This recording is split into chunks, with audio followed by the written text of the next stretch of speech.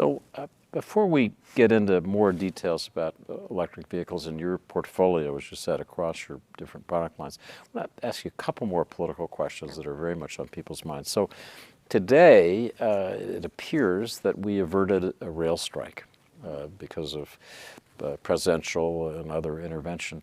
I'm just curious what a rail strike would have meant for GM in terms of your operations and whether you're confident now that the supply situation genuinely is going to settle down, that the strike really is averted long term.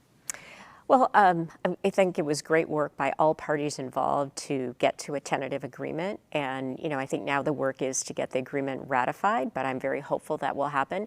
Had there been a strike, it would have been very difficult because in some cases, rail is a very important part of our logistics footprint.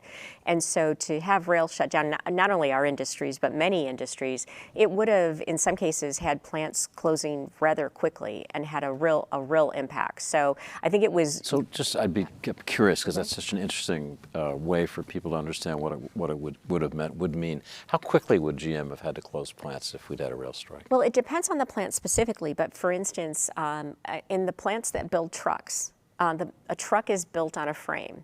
Frames are delivered to the plant by rail. And if you can think of how big a truck frame is, that's not something you store many of, to have ready in case the rail cars aren't able to deliver. So that would have had, within the day, it would have had an impact that we would have not had the frame to build the truck. So, that's just one example. Different plants it would have depended on, depending on what that plant depends on for rail delivery every day.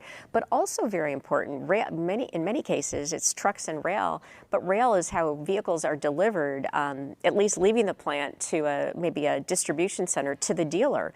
And so it also would have really impacted getting vehicles to customers. So it would have been significant from that perspective as well.